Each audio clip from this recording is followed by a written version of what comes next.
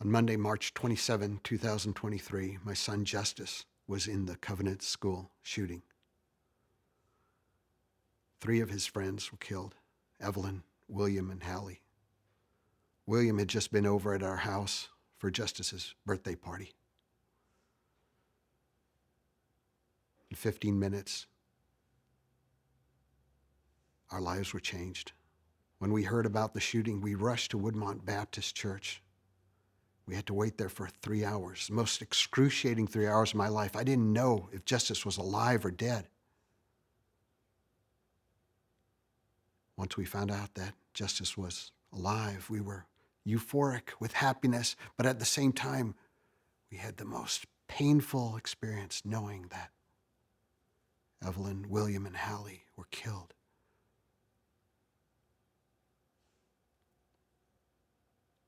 It just turns your life upside down. You have no idea what to do. It's just this feeling that you can't control what's going to happen to your kids. You can't protect them. It's a dangerous world out there. How do you deal with it? There's so many issues out there: mental health, isolation, loneliness. How do we deal with this as a society? How do I deal with this as a father? How about the families who've lost their loved ones? How about our covenant community that's been devastated?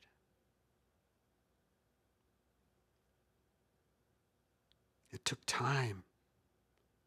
Yes, God, why? God, why? How do we deal with this? You go through grief, you go through anger, you go through frustration. You can't sleep. Every time you start to think, your mind starts processing and there's no answer. Then you go to the Bible. Verses like Romans 8:28.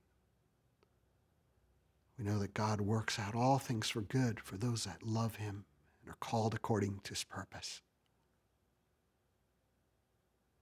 You grapple with this. You know that God is good. You know that he cares. You know that he's there. You know that somehow out of this darkest of evil tragedies, he's going to work out something for good. But what is it? How do we respond? What do we say? Everywhere we go, someone says, "How are you doing?" You want to say everything's fine, but it's not. So you say, "Well, my son was in a shooting. He's alive. It's amazing. We're so thrilled, but at the same time, we're going to all of these funerals, one at a time, and our friends, close members of our community, are grieving the loss.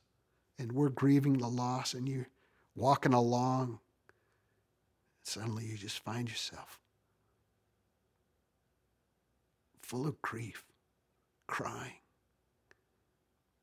And you're trying to be an adult, and you're trying to hold it together, and you say, how do we deal with this?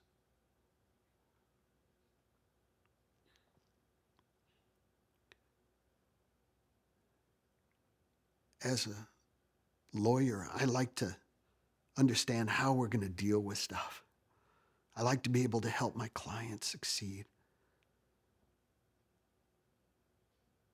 But how was I even going to deal with this issue? So only God can determine what to do.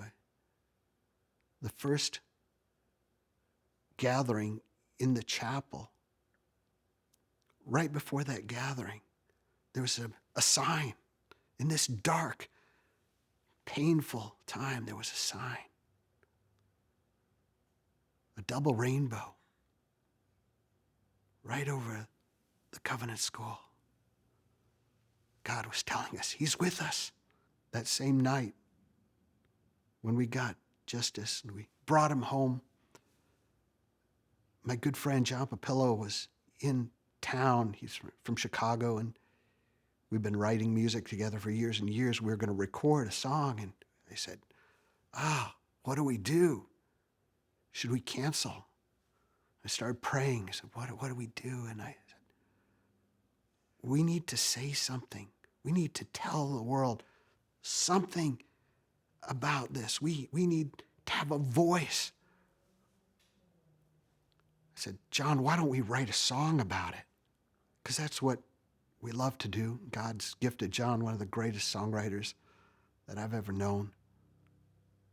And he said, how about the one we were already going to record called Get On Board?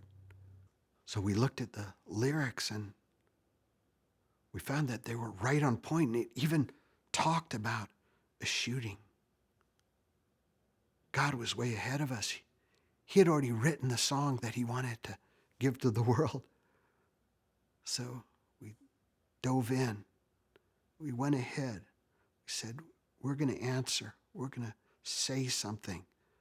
We're going to respond. We recorded a song, Get On Board. Later, I spoke to a good friend of mine, Kate, and I was talking about the feeling that we needed to say something. We needed to respond to this. We needed to bring hope and healing to the world. And she said, after some reflection, I have some ideas. And the next day, she said, why don't we do a film? I said, yeah. Let's do a film. Let's do it. That's God calling. He said, why don't we call it Covenant Call? I said, wow, that's perfect.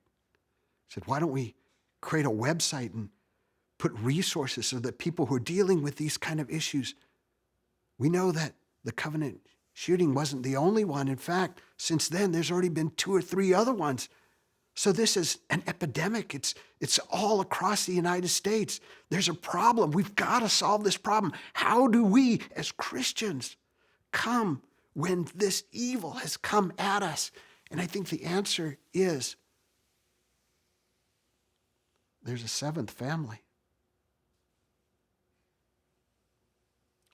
3 kids died. 3 families are grieving. 3 adults were killed. Their families are grieving. The covenant community is grieving. All of Nashville is grieving. The whole of the United States is grieving. How do we deal with these issues? We have to change the world. We have to change society. We have to have an answer. I think the double rainbow is the answer. I think the covenant call is love. I know that some of the covenant families got together and they paid for the shooter's funeral. If the world brings hate towards us, we're going to respond with love. Find out how you can be a part of this movement. Like this video, hit the subscribe button, and ring the bell so you don't miss out on our next video.